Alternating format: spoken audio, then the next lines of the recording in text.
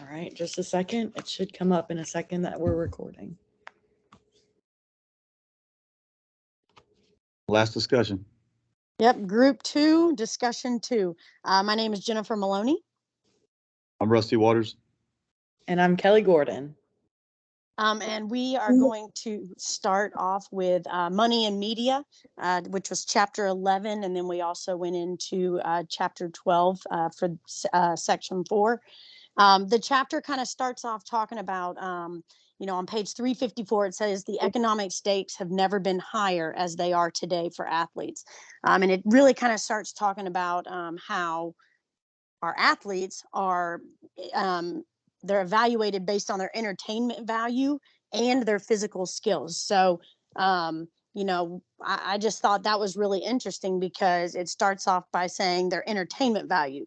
To me, as a coach, I look at more of the physical skills and even more of like the intangibles. So what did you guys think about that thought that, coaches are focused, or athletes are evaluated based on their entertainment value and as well their physical skills? Yes, and that kind of goes in with the commercial sports. And as you were talking about, they depend on gate receipts, concessions, sponsorships, sale of media rights, and other sports images. And these are mostly present in the big cities, market economies where things are materialistic. Rewards are highly valued by athletes and teams and owners. And I think the author was talking about that these kind of markets grow best in under 5 social and economic conditions. The first being the market economies being materialistic and highly valued by athletes and team owners. And the second one being president societies that have that are really big. For us, it would be like Atlanta, but densely populated cities. Forms of commercial sports can be present in rural areas too, but revenues really don't support being able to pay professional full-time athletes. Well, I thought if you look at, to me, the first one talked about where material rewards are highly valued by athletes. As a coach, do you guys want your kids to be focused on these material rewards, or do we want to kind of have them have that internal motivation rather than focusing on those material rewards? I know that helps with entertainment, but as a coach, where are we at with these 5 economic social conditions? Yeah, I think personally, looking at material rewards versus intrinsic motivation is part of the reason that I like high school and college sports so much better than professional sports. I feel like once it turns to professional sports, then it's all about the money or all about what kind of sponsorship you can sign. And obviously now with name, likeness, and image and infiltrating the world of college sports, how is that going to change college athletics? I look all over Twitter, and obviously I follow softball the most, so it's this person's transferring to this college, or this person's now signed an NLI deal with this business, this sponsor. But like you said earlier, it's when you were talking about entertainment value. I think some of those athletes too transfer just for a bigger school. They might have gone to a smaller D1 to a bigger D1 just to get out there more.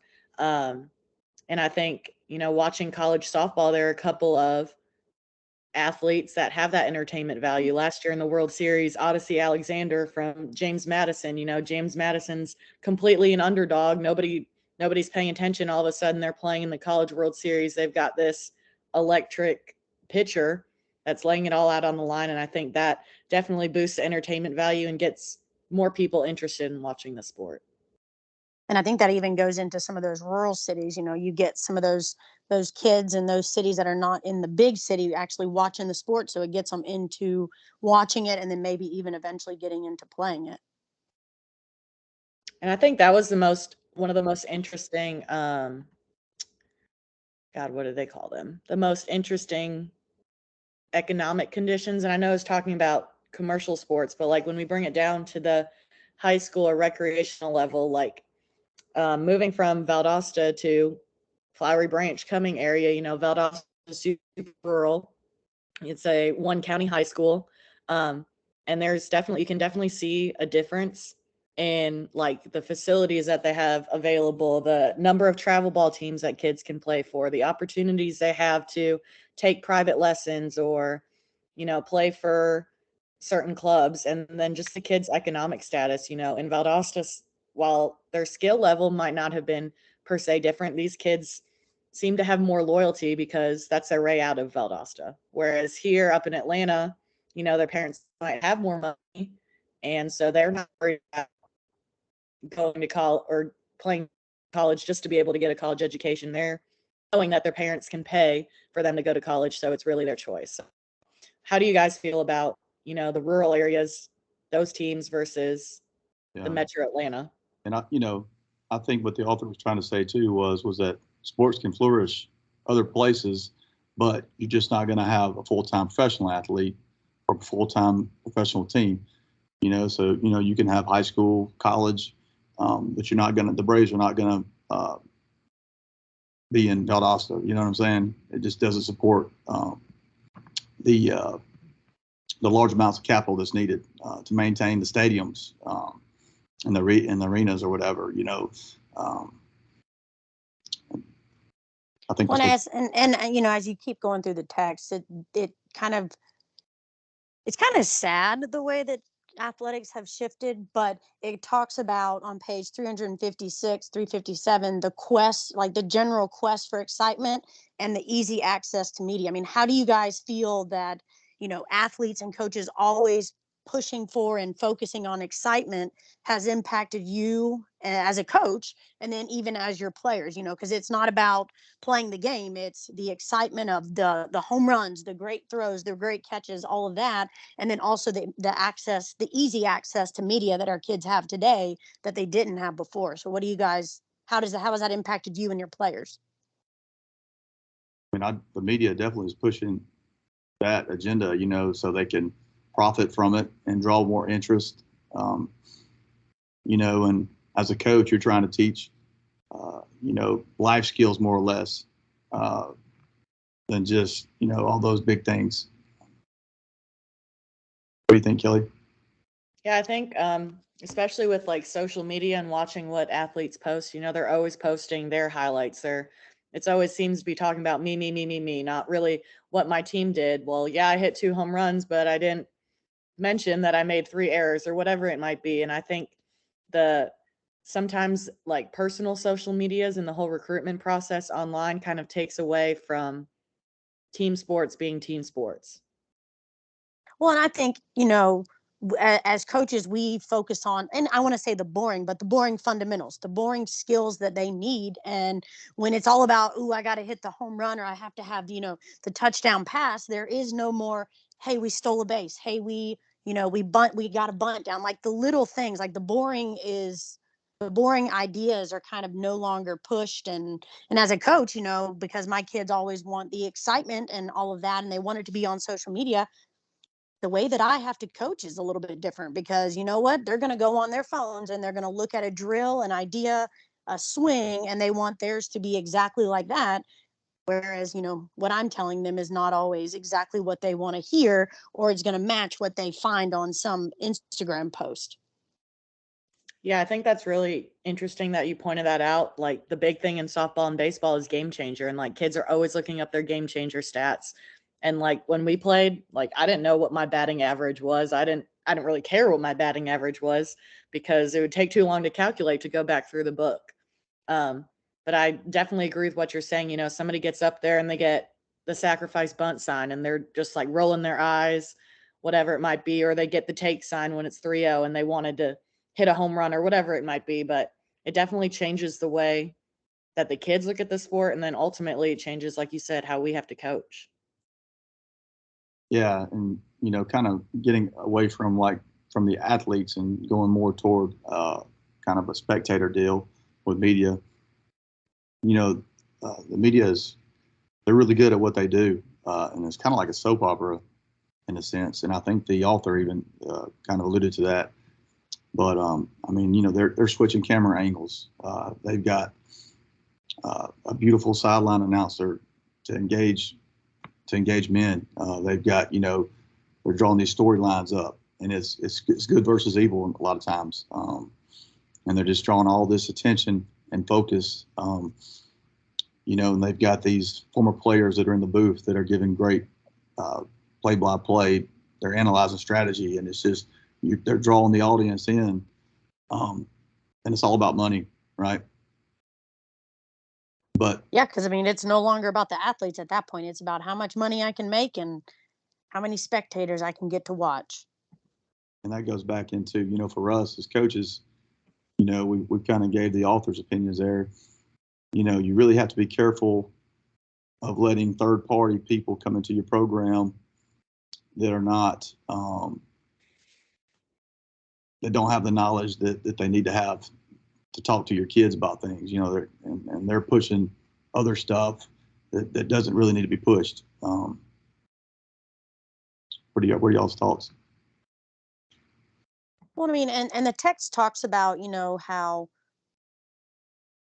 the thing is that we want our kids to believe that hard work and good talent and skill is going to produce success. And I mean, I think with the way that sports are shifting because of media and the focus on spectator interest, I mean, it's influencing our kids to not really believe in that anymore. I mean, yes, obviously they're going to work hard. We want them to have those skills to produce success, but that's not it. That's not the only, I mean, our kids don't believe that anymore because we think, we see what's on TV and what the media is portraying, and it doesn't always show that the athletes are working hard or, are doing the extra. It just shows how they're out there on the field, the court, whatever, and they're producing, and they have the skill, but it doesn't always show the hard work piece that, the text talks about with our younger athletes.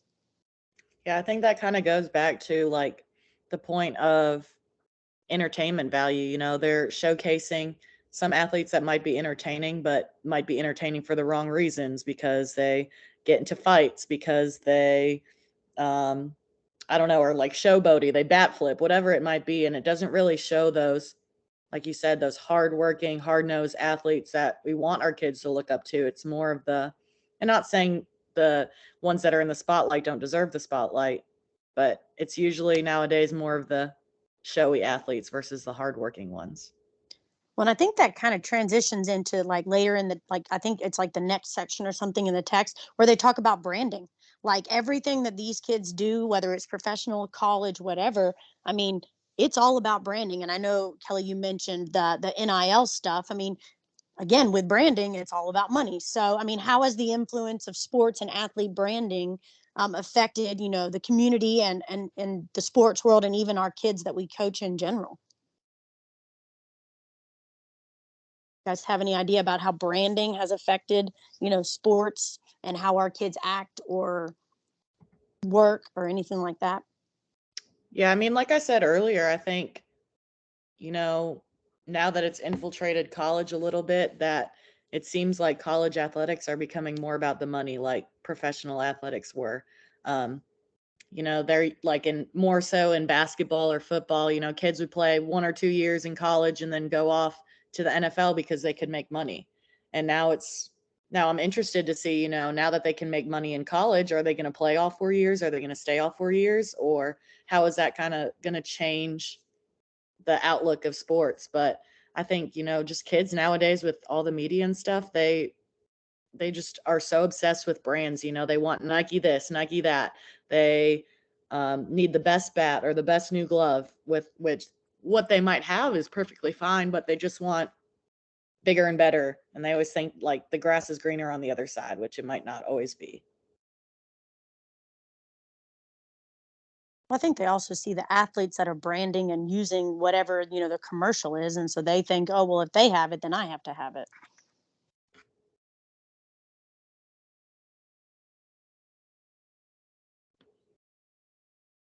Okay, so let's just kind of finish. Um, let's just finish by talking about commercialization. Um, there was a quote. Let me find it. Or there was a thought. it said, when sports depend on revenues they generate, control in sport organizations shifts from the athletes and towards those, the control in sports shifts from the athletes to those that have all the money to promote the sports. It's on page 372. I just wondered what you guys thought about this statement, because, if it's no longer about the athlete in general and it's all about the money, I mean, what happens to our athletes, especially at the collegiate and the professional level, when they're really no longer in control? And like, one of the biggest things that I talked about or thought about was health. I mean, you have athletes that are maybe pushing through injuries when maybe they're hurt or they should not play. It's all because their organization wants to continue to make money. Because if LeBron doesn't play, then not a lot of people are going to go watch him play, or the team play without him. So, you know if the athletes are no longer in control, I mean, I think and the money is all what it's all about. I mean, their health is in jeopardy. I mean, as coaches, I'm kind of getting away from the book here, but like I mean, it's kind of what we just talked about earlier. You gotta teach those athlete-centered approaches. You got to give them good information. You got to tell them the truth. You got to tell them.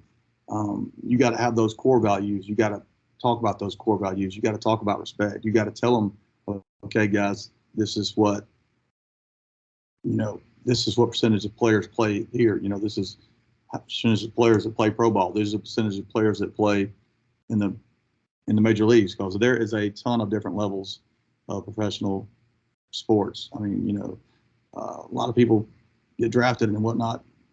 Very few make it. Very few play more than a couple of years. So you just got to make sure that you're telling them, the good information that they can take, the life skills, and because what's being pushed on TV, what's being pushed on the media, what's being pushed on social media is totally different, and it's all about money. Yeah, I thought it was interesting too, not just, the athlete's health, but kind of their choice of where they want to be. You think in baseball most recently, and obviously I'm a Cubs fan, so I think about Anthony Rizzo and Chris Bryant and Javier Baez, who were all Cubs franchise players that got traded away. Or if you talk about the Braves, you have Freddie Freeman and the whole scandal that just came out with his agent not telling me what telling him what the Braves' last offer was. And I think, like you said, in professional sports, sometimes, those team owners, they just don't have enough money to keep their high profile players. It talks about on page 372, that teams or franchises were valued in 2008 ranging from about 100 million, so a lower level NHL team, it uses the Carolina Hurricanes as an example, to 1.5 billion, the Dallas Cowboys and Washington Redskins, or the New York Yankees. And it's just kind of interesting, to think about, one, those athletes that, might want to stay somewhere, but their franchise doesn't have enough money for them, or whatever the case might be, or athletes who transfer to a different franchise just because they have a higher profile, if that makes sense. Yeah, I mean, and like Freddie's, I mean, he was out of the decision-making process, which, kind of the text talks about that. He had the loyalty piece, because the text talks about loyalty is one of those things that, when the athlete's not in it and it's all about the money, I mean, it's hard to become loyal to a team or to a coach if you're constantly being traded or leaving a team. But, kind of for Freddie, he was out of the decision-making process. I mean, he wasn't even able to give his say because he wasn't even told. It was kind of all done without him, which, really, really stinks for him. Do you guys have anything else about the text or chapter? Yeah, and you have to think too about how that, like, I'm sure, I'm not a Braves fan, but I know, like, in the case of Anthony Rizzo, people were upset that the Cubs didn't find a way to keep him. People were upset that the Braves didn't find a way to keep Freddie Freeman. So it's also interesting to think about how that affects the fan base and fan interest. Okay, so let's go ahead and move on to chapter 12, which really talks about the media aspect and how media changes. And it starts off by saying, we each incorporate media in our lives in different ways. The things we read, hear, and see in the media are important parts of our experience.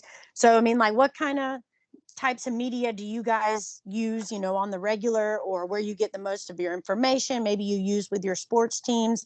let's start off with the types, because it listed some different types of media, print media, electronic media. So which ones do you guys use the most, and kind of how it, how it is how you use it in your life? Yeah, well, I mean, obviously, from our standpoint, we use Facebook. Twitter's obviously where the kids are on. Facebook is where your parents are on.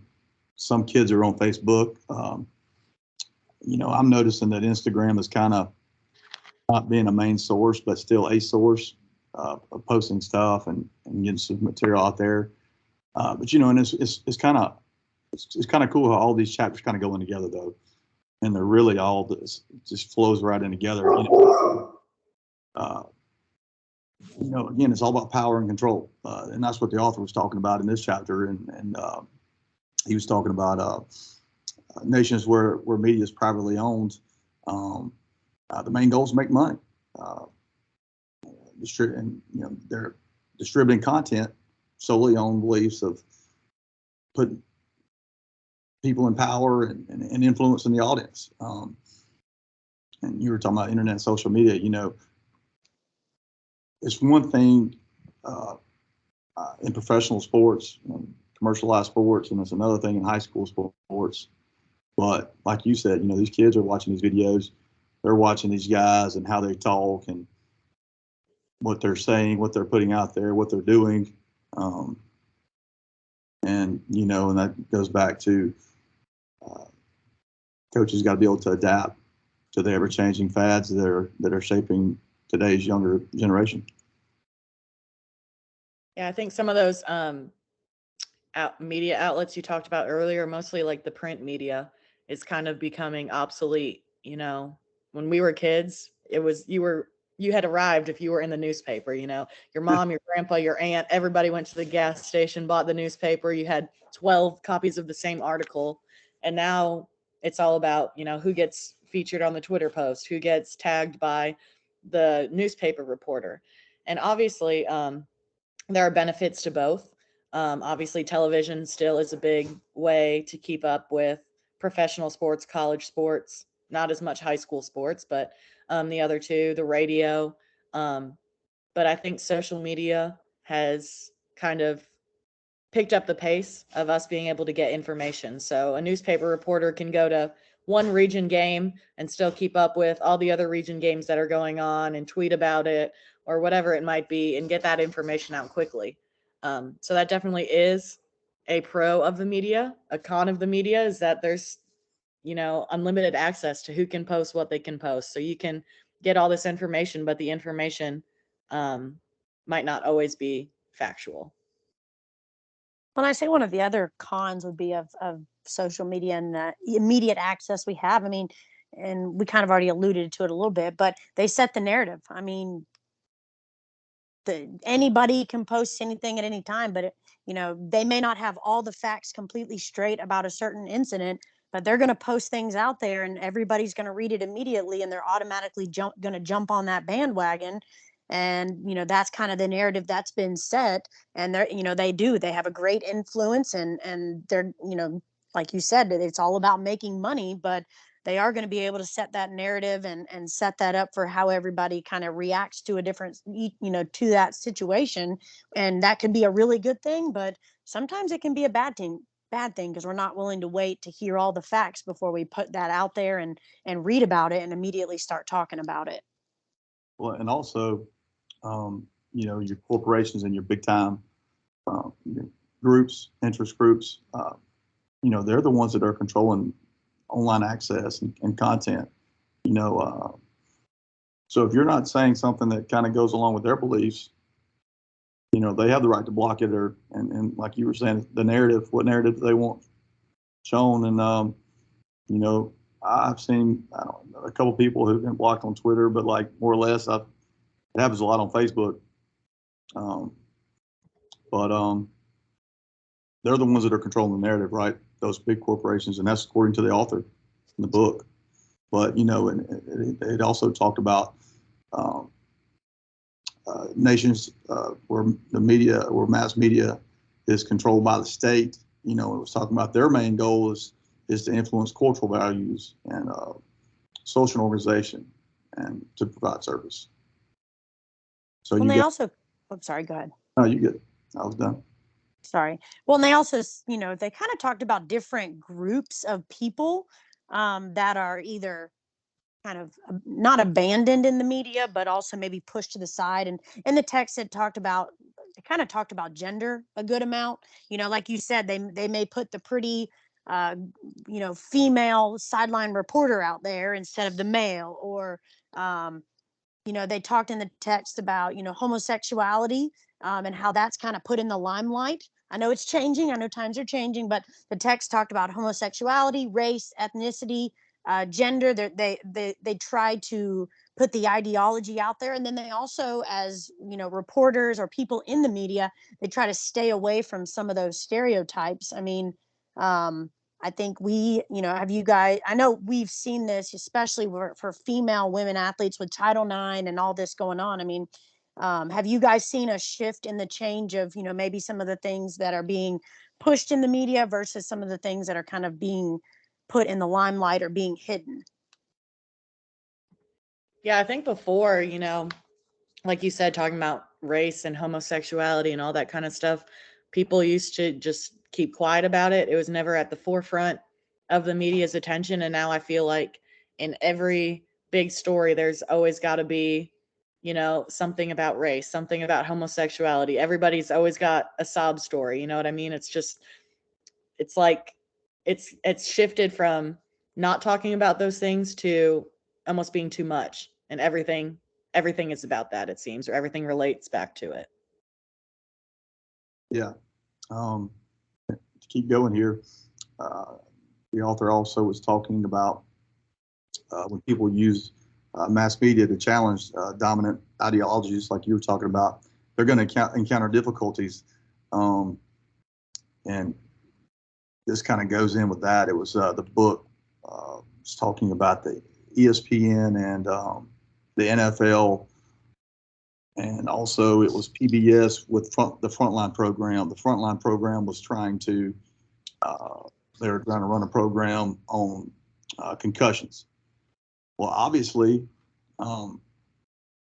that's going to affect the NFL's money if not as many people are playing sports, or not as many people are now watching sports or buying memorabilia or whatever have you. So the guy at the book was talking about, he said the NFL commissioner met with the ESPN CEO. That's what it was. So the commissioner met with the president of ESPN, and they came to an agreement and moved forward. And ESPN did not air that special. So that obviously helped out the NFL financially. And I think it was a $15.2 billion media rights contract between the NFL and ESPN as a result. So that's a lot of money. Well, and that's why I think sometimes they used to hide away, you know, some of those controversial topics, because, you know, people watching and paying money weren't, you know, maybe weren't, you know, as interested in those things. But now, you know, it's a little, times have changed. So the last thing I want to end with this is there's a quote on page 394, and it says, "We use media images and narratives as we evaluate ourselves, giving meaning to other people, events, form ideas, and envision the future." Like, that statement, I mean, is huge. Our athletes struggle with that because they use whatever form of media that they're looking at to evaluate and compare, you know, themselves to everybody around them. I mean, and I think that that can be a really dangerous statement. I mean, how, you know, what, and as a coach, I think it can also be dangerous because, you know, we kind of lose sight of what athletics are supposed to be. And it's all about how can I compare to everyone else? I mean, you know, as you think about using media to evaluate yourself, you know, to give meaning, and to think about your future, I mean, what do you guys think about that as far as using media images and narrative to evaluate yourselves? Yeah, I think like we talked about earlier, you know, the athletes, they're becoming so obsessed with, who can get the most likes on their tweet, the most likes on Instagram, which college coaches are following them versus, did we win the game? Like, am I being a good teammate? And I think, kids are so obsessed with social media that it makes them worry about the wrong things. So it's kind of a fine balance. My athletic department started social media pages for our athletic department as a whole. And so I was put in charge of running all of those. And, I try to stick to solely informational things and not, trying to, obviously we want to highlight some of our athletes, but not make it about individual accomplishments, but more about team accomplishments. Because I think, like you said, it's making kids become, for lack of a better word, more self-centered, but it is also concerning that kids are so interested in what others think about them based on their social media. Yeah, and there was in the chapter, it was talking about media representations of sports, and it was talking about images and commentary and how they're presented, and there's things that we've talked about already and that's, all these chapters kind of going together, but how they create engaging narratives and heightened dramatic. But, tying this in with our lives, obviously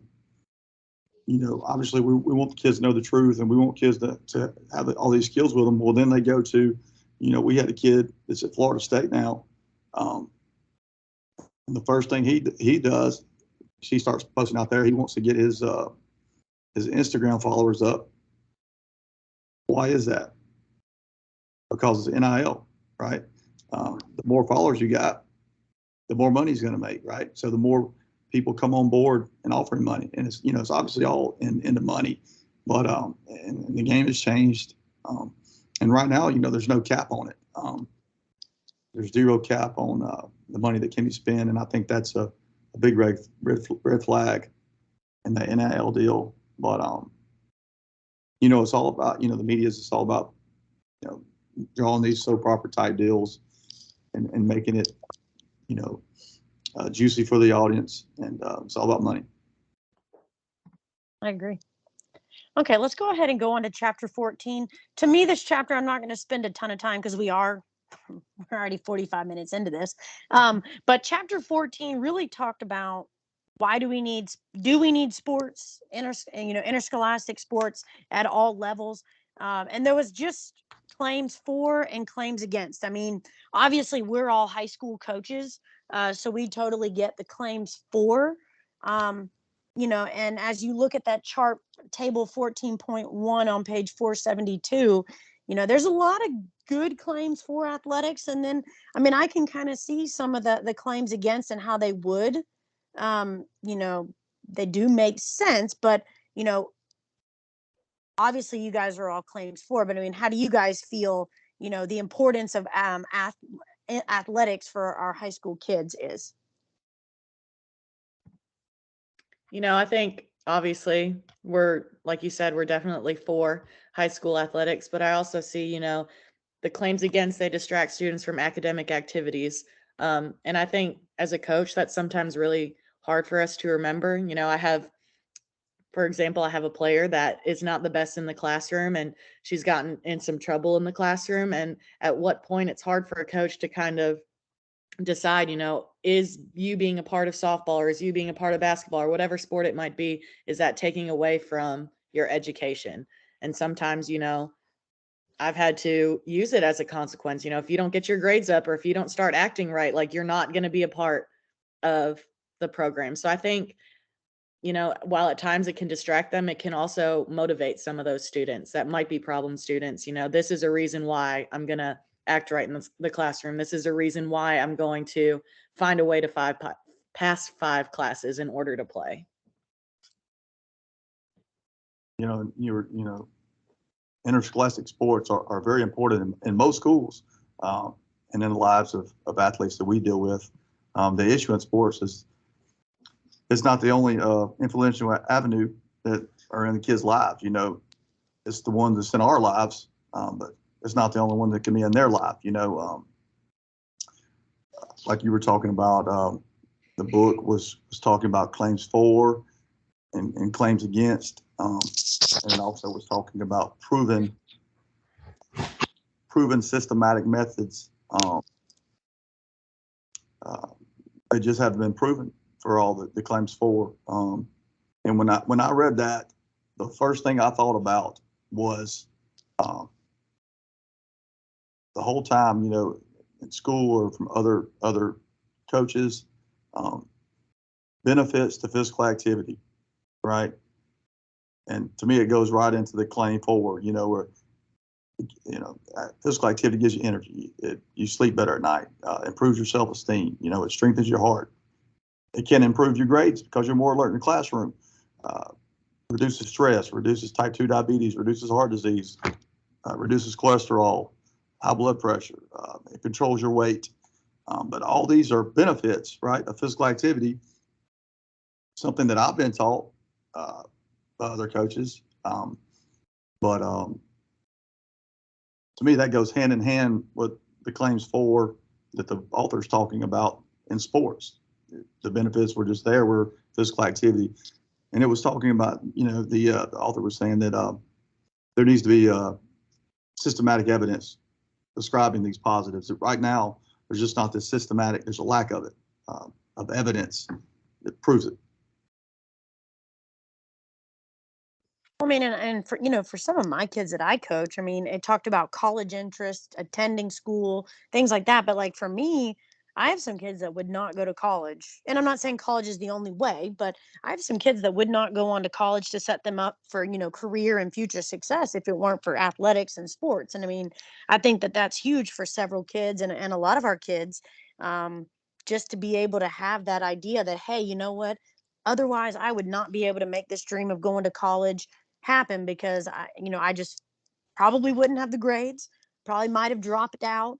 The discipline issues might be there, but I mean, even just an interest in going to college is a big deal for them, and they want to stay in athletics because it sets them up for the biggest chance to have some kind of scholarship or something like that.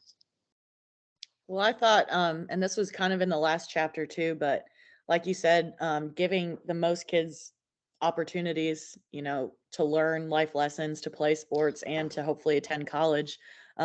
In the last chapter, it talked about esports, which I thought was so interesting because our our high school has won the esports state championship the last 2 years, and there's this big riffraff because they're hanging a banner in our gym, and some athletes are saying esports isn't a real sport. They can't hang a banner in our gym. And then you have your esports athletes who, you know, one of them just got a full scholarship to the University of Georgia for esports, is like the president of the esports team or whatever it might be.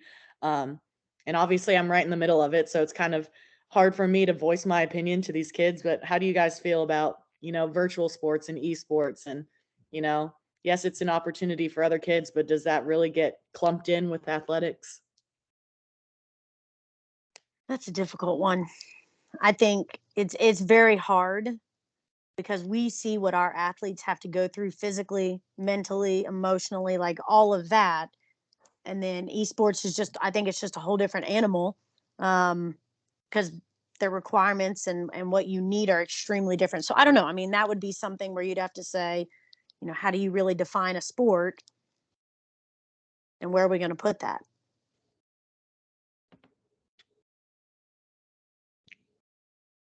You have an opinion on it, Rusty?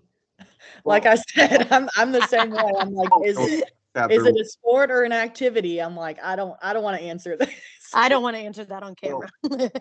in chapter 14, you know, in the sports in high school and college, you know, I guess my whole deal was, and I know I'm kind of going back here, but it was all these claims for and claims against, and it's like, you know, why do you need a systematic review? You know, and the book said, you know, you need this systematic review when you're comparing two different treatments, two different things. You know, that's what I was caught up on with this chapter more than anything was just, you know, people are making, you know, call for and call against, and it's, you know, it takes away from academic and sidetracking, you know, and like I was talking about with the, and then I'm going to be finished here with the benefits of physical activity. But I was always told that, when you're more physical active, you have more energy, you're more alert in the classroom, your grades go up. Uh, there's probably more coaches for us.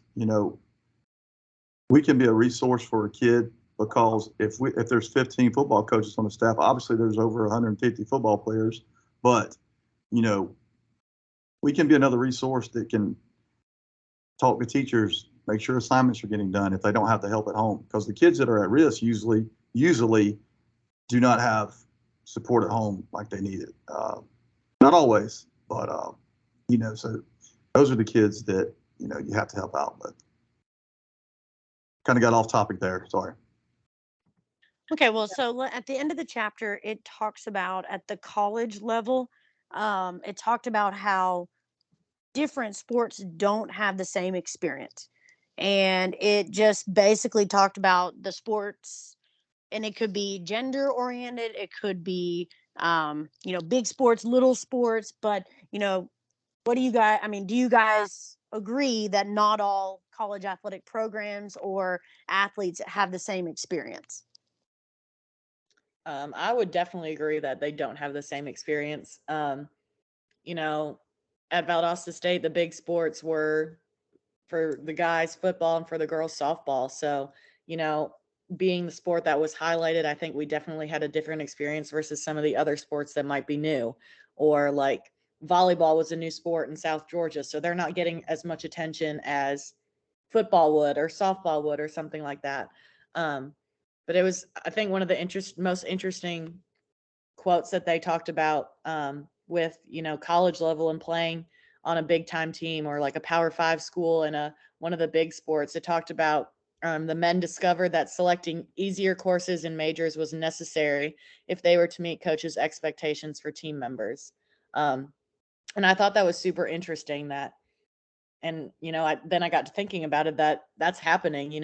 Some kids might not play college athletics because maybe they want to be a nursing major, they want to be a pre-law major, and they have to do their clinicals or whatever they might have to do that doesn't really coincide with college athletics. And I don't necessarily agree that that's a decision that they should have to make. I think sports programs, if ultimately they want a kid to get a college education, if they're a nursing major and they have to go to clinicals, they have to find a way to make it work, because, softball or football or basketball or whatever it's going to be isn't going to last forever. So what's more important is their education. So it just kind of sucks to think that some kids have to make that decision.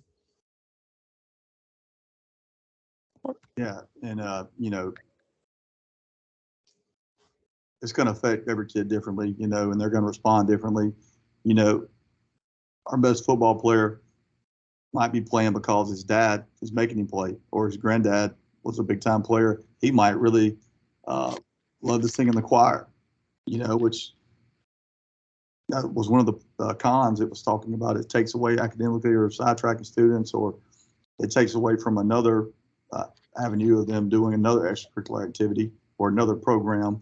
But kids play for different reasons. Some love the game, and usually the ones that love the game are usually the ones that are definitely claims for. But I don't believe in specialization. I believe in letting a kid do multiple things. Especially in the summertime. And I know we're getting away from the book. I'm getting away from the book here, but coaches that are demanding their athletes just play with their sport, and I think they're missing the boat big time, not allowing them to do other things, and it's difficult.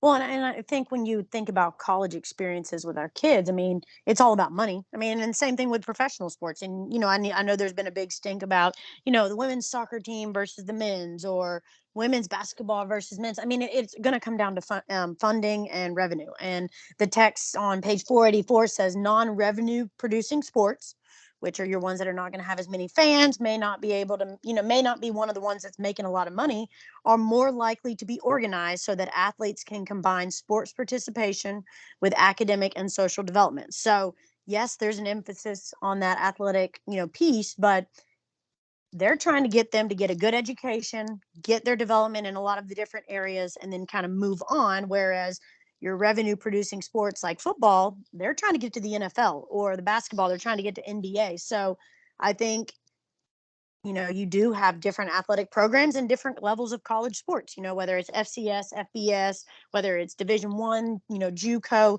just the experience is going to be different. But I think what it boils down to is money. And, what we're seeing with college football right now with the shifting of conferences, again, what's it come back to? Money, and the media wants to make money off of what they can. So again, I think everything comes back to media and money. So, I mean, it's sad to see that that's kind of where sports have gone, but we as coaches kind of have to make an adjustment as it goes from there. So, okay, guys, let's go ahead and switch into the last section, which focuses on life skills and future of sports. The chapter 16 starts talking about how sports are consistent typically with the values, ideas, interests, and experiences of those who kind of have the power or who are in charge. Do you guys feel like sports are the ones that are kind of in charge of pushing the value, the interest, the ideas, and all of that for the rest of kind of the fans and the spectators to follow, or do you think it's kind of the other way around? Because, like, to me, I think athletes are using their platform to push different agendas, and that's kind of what I think. And so when they do that, then the narrative gets out there, and then everybody that's following is going to kind of be like, oh, well, if so and so says it, then it must be true. Yeah, I think it definitely depends also on like the age of the athletes that you're coaching. I think, younger athletes, middle school, even high school are a little more malleable to kind of like the values that their coach or the program pushes on them. But I think once they get to college or once they get professional, like you said, they start using their platform, their um, fandom, I guess you would say, to push their own agendas. And, you hope that they're pushing good agendas or the right agendas and that they're using those life skills that we taught them in the right way. But sometimes, unfortunately, they don't. And, this is strictly going from the book here, and I'm going to read or I'm going to talk about kind of a little bit about the power deal. And it was, I think it was power and performance sports. And it was talking about what's it going to be in the near future. And it was talking about the emphasis is on strength, power, and all those things. But excellence is achieved through dedication, hard work, and the willingness to take risks. I know, what was the guy's name? Roger Bannister. He broke the mile, the 4-minute mile deal. But that was thought to be impossible, right? And he pushed the limits. He broke that, and then before 1980, it was broke 11 more times. But that's kind of where we're at in a society. Is it's power, it's all those things, but it's the ability for for us to have a conversation about men and women in power, right? And I think that how many places have y'all been that they can't have a professional conversation about things like that, or it's the race, or it could be a conversation about race. But usually when people are trying to have these conversations, it's not done in a professional manner, and it's emotions get involved, and then you're not moving forward in a positive manner with it. And the book I'm gonna let you guys talk, and then I'll kind of come back in a little bit when it was talking about later on in the chapter, but kind of mumbled on there a little bit. Sorry. Well, I mean, and I think towards the end of the chapter, it talks about different trends. Like, it talks about current trends. It talks about current trends with high school, youth, athletes with disabilities, and then it really talks about the technology influence. So, like, I was just going to go through each of those and see if any of them stuck out to you guys. But with high schoolers, I mean, is there any trend that kind of stuck out to you? And Rusty, I know you already talked about specialization, and that was one of them. But did any of the others kind of stick out to you guys as far as current trends that you're seeing or you've experienced, or anything like that?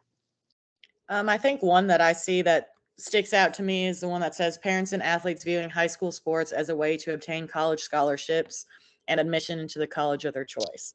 Um, I think, honestly, I think, especially in the world of softball, it's quite the opposite. I think parents and athletes think that the way that they're going to get a college scholarship is by playing for this high level travel ball team that's going to put them in this showcase in front of all these coaches. They think, what college coach is going to come to a high school softball game or a high school football game, versus, the big Colorado softball tournament when God and everybody is there. And so I definitely disagree that that's a trend in high school sports. I think it's definitely travel ball, but I've seen the opposite of it. When we went to Columbus with Lowndes, there were college coaches everywhere because it was such a big event. That was, the best 8 teams from every classification in Georgia in one place. And so I hate that parents and athletes think of it like that.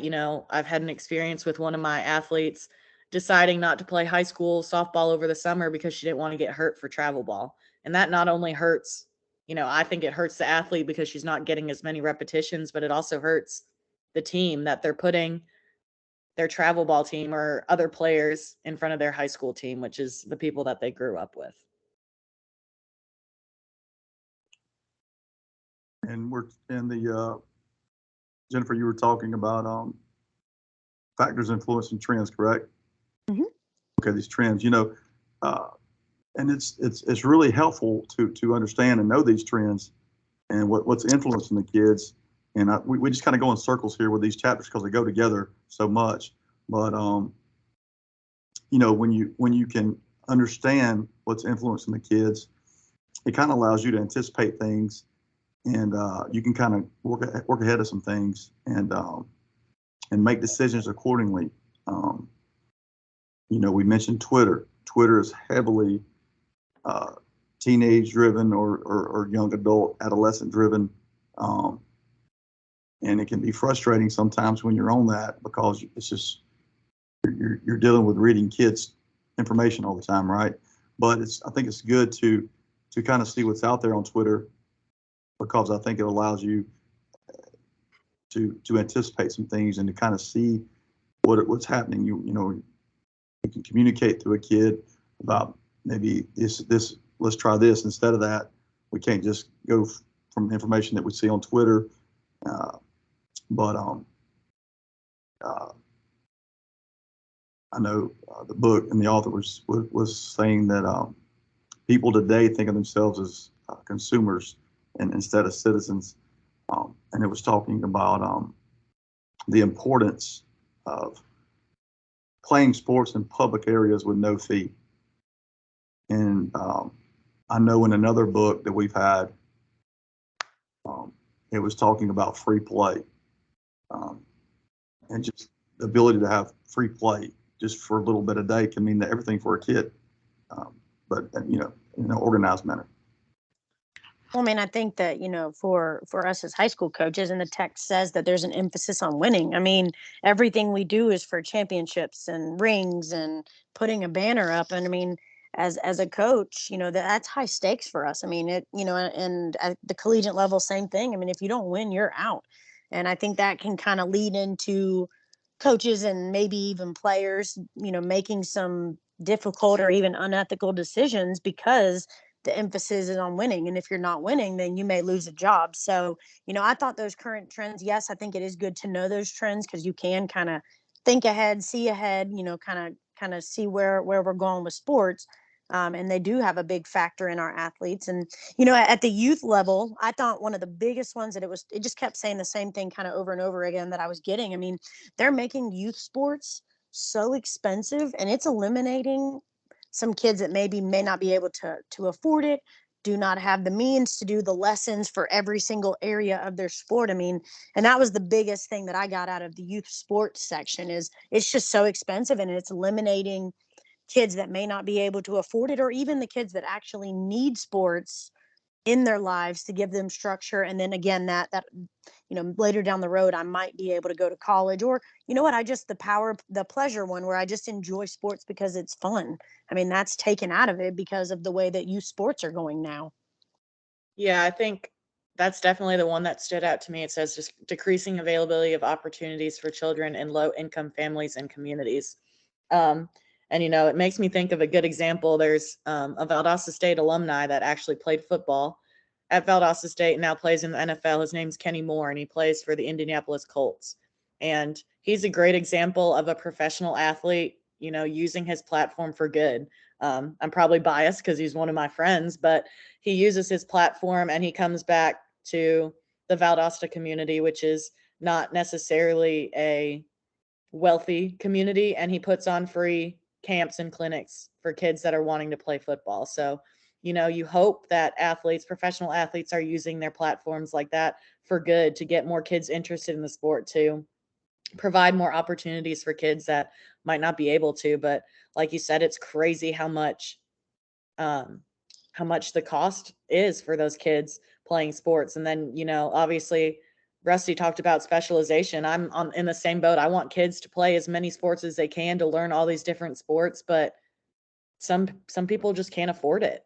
And so I thought it was really interesting. I saw it on Facebook the other day. Another local high school, Flowery Branch High School, is putting on a camp that's called a girls all sports camp. So they do one day of basketball, they do one day of volleyball, they do one day of softball, they do one day of lacrosse, one day of soccer. And I thought that was a really interesting way to kind of get kids excited about multiple sports. And instead of signing up and getting bored of softball after 2 days because you're 5 years old and your attention span is 0, it kind of gets them excited about everything. But what happens afterwards when they go home and say, Mom, I want to play basketball, softball, basketball, lacrosse, whatever it might be, it's And just the too parent expensive. disagrees, or wants them to do what their agenda. I think it's kind of funny how y'all both kind of mentioned a couple things there that kind of really just recently happened in my life. I was tagged in a post probably about a week ago, and it said, championship or bust this year for the Gators. And, I sat there and thought about that I disagree with that quote in so many ways. But you just kind of alluded to that, Jennifer. But that's kind of another factor that's influencing these trends today is the growth of technology, because that guy that tagged me in it also tagged a lot of the players. I'm not friends with the players on Facebook, but when he tagged them, I could see the guys and I could see other people in the community that he tagged. So what I did was I just called him and I told him that I respectfully disagree with that thought process and that philosophy, and I tried to explain to him my beliefs, and trying to meet a mutual agreement there. But sometimes you try to get other people to understand where you're coming from, but then they don't understand. So that's all you can do.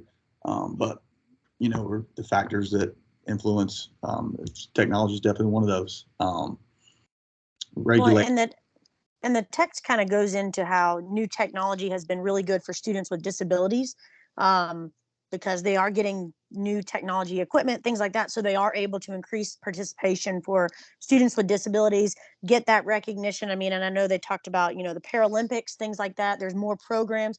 So for students with disabilities, there's an increase in participation opportunities, which is a great thing, but it's just sad in the youth sports age, it's kind of eliminating some of those ones that are in that socioeconomic disadvantage, which kind of really stinks for them. And, and as you said that quote about, championship or bust, I mean, I think that kind of leads into the last reading we had to do, which is all about life skills. Winning obviously is something we all want to do, but there are other things that we are teaching through sports, and I think life skills is one of those other ones. I mean, there's so many things that our kids learn from sports, like emotional regulation, critical thinking skills, goal setting. I mean, there's so many things that our kids, life skills that we try to teach. And I think the biggest thing also with that is not only just teaching it, but actually modeling it. Like, what are some of the life skills that you guys feel are like, these are the big things that I try to, kind of push on my kids. I try to get them to get, because it's going to, help as they move into the future. I mean, what are some of those life skills that you guys kind of focus on with your athletes? Well, I think, you're tying those in with your core values, right? So, accountability, responsibility, those kind of go hand in hand. Commitment, effort, being able to work hard, respecting others, respecting other people's opinion, being able to work within a team, communication, all those can be core values for your program, but are also things that can be advantageous for a kid moving forward in his life, as opposed to just winning the championship. And then what happens when you don't? What happens when you do? What can a kid take forward with him in the next phase of his life? And that's what, mentoring.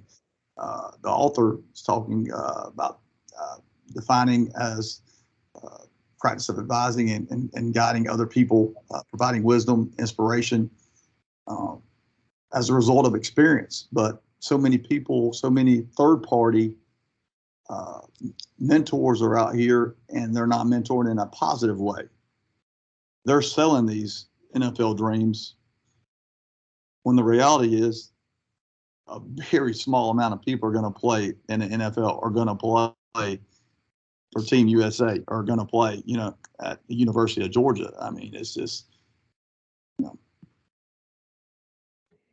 Yeah, to me, the one of the biggest life skills I try and teach is communication. Not just, being able to have that conversation, a tough conversation with someone face to face versus taking the easy way out. Like, oh, I'm just going to text them instead of talk to them face to face, or send them a Snapchat or whatever it might be.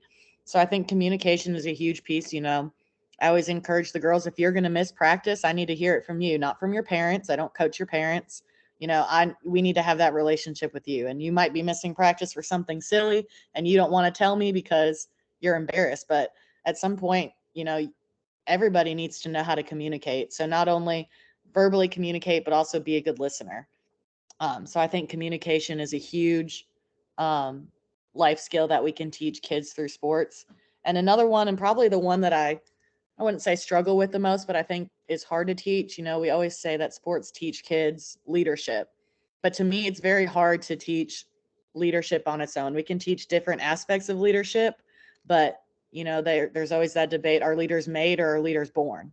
And I think, going back to talking about social media, it's kids nowadays don't want to be a leader because they don't want to step on other people's toes. They don't want other people to think of them in a certain way. They're afraid for someone to be mad at them or be upset with them. And so I think it's even getting harder to teach leadership to kids because they're so concerned about what other people think. Yeah, and one of the other, kind of life skills that it said that kids need is goal setting, motivation, and goal setting. I mean, in the last chapter, it talked about 4 types of goals, but I mean, we sit there and we're like, okay, well, the season is championship or bust, or win the championship. But I think at some point you have to set little goals for, throughout the season, and maybe each week. But I think as kids meet a goal or exceed a goal, then they start to build that confidence and they start to get that motivation to where they want to continue or want to get better or want to do whatever.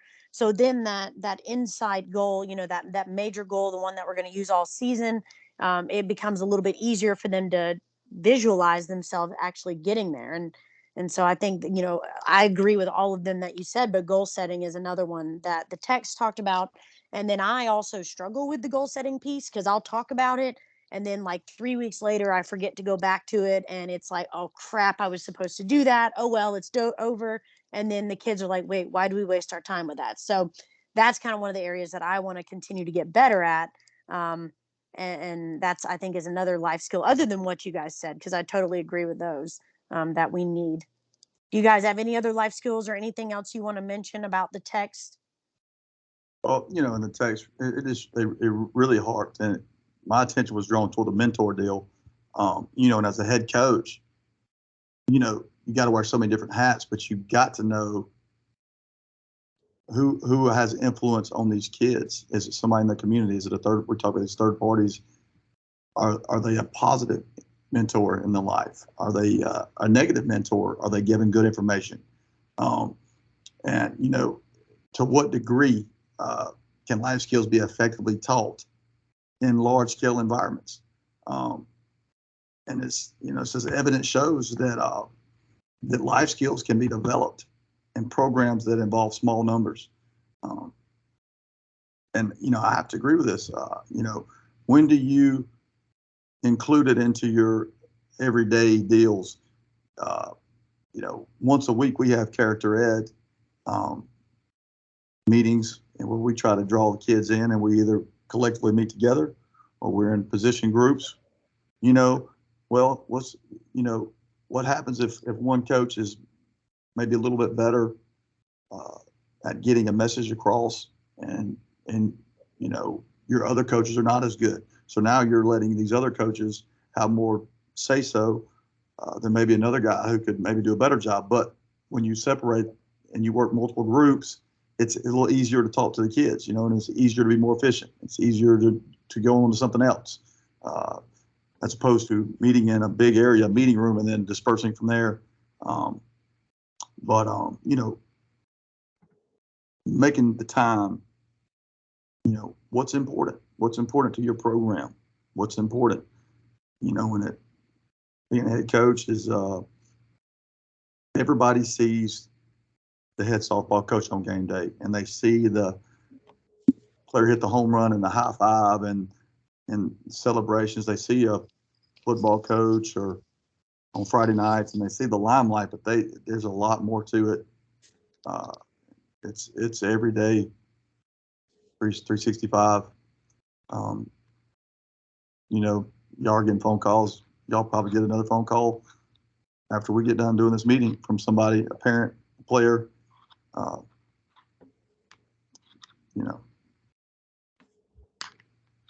Yeah, and I thought it was interesting, or important actually. It talks about, you mentioned somebody that the athletes can relate to, and I always think about, daddy ball and travel. Are these kids eventually, are they really relating to what their dad has to say? Like, are they really learning the life lessons that they need to, versus a coach who might be fresh out of college or someone that's easier to relate to? And so as a head coach, I've kind of learned, your assistants are so, so important to you. Sometimes as a head coach, you have to be the bad guy, but your assistant coaches can be the good guy. They can be the ones that the kids can build those good relationships with, the ones that they can learn the life lessons from. Like, I just hired, as middle school coaches, I just hired two girls that are fresh out of college, both just finished playing softball. And so I think that's an awesome opportunity for the kids to learn from somebody who's just done it. But I think it's so important when you're teaching these life skills. It talks about creating opportunities for athletes to practice the skills. Yep. And so one of the pillars of our athletic department is that the kids need to learn how to serve selflessly. So each program is responsible for planning a form of community service. And so for our softball team, that's hosting a middle school breast cancer tournament. But I think it's so important, you talk about these life skills all the time with the kids, but they have to have a chance to apply them. And when they apply that stuff and you see that stuff, it's really fulfilling as a coach. Well, I think, like Rusty, like you said, it is hard in a whole group, but that could be where maybe you've already taught it, and then maybe that they're able to just go all out and practice it or test it or put it into action in practice, and that's where they're really getting to kind of figure it out. And maybe you as a coach see it in action, and maybe you're not asking them directly to do it, but maybe with the way that you structure or organize practice or groups or whatever it is, you're looking to see if those life skills are kind of resonating with the kids and they're actually putting them into practice. So I mean, I think it's huge at practice to give them opportunities to use, practice, see what they do. I mean, just because some kids, if the leadership thing, if that's not their normal thing, because X, Y, and Z is also a really big leader, put them in a different group and see if they're willing to step up and use that leadership skill, when they're not around these other to people. So I definitely agree that giving them opportunities to practice when it's not a pressured situation or anything like that, but just practice and develop them, it's going to be huge. And then also give them that opportunity to interact with their peers and their coaches as they are learning and or working through these life skills that we're really trying to hope that they take in and use, basically for the rest of their lives. And hopefully it helps them be successful. Yeah, and I know we're getting here toward the end here, and I'm gonna try to make this quick. But another way, and I know we talked about this. I think it was me and Kelly in our last class when we were talking about a softball player or a baseball player, or a football player. When they make a mistake, a young player, what happens when they make a mistake? They put their head down, and one mistake leads to what? Another mistake, and then another mistake, right? So when you're getting life skills taught in practice, okay, so what happens after a mistake? Make the next play. The next play is now the most important play. That play's over. You want to learn from it. You want to try not to make it again, right? So now you're teaching life lessons after mistakes. You're teaching life lessons. Well, what happens when you hit a home run your first at bat? You still got 3 or 4 more at bats. So are you moving forward? What happens when you strike out with the bases loaded your first bat? So you're linking these, like y'all have just said, with your core values, and being accountable and all those things, and communicating, and having teamwork, and being a good teammate too along the way.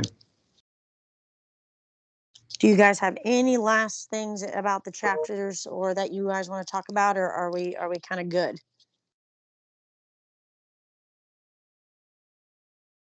Okay. Well, great discussion, guys. I think we're done.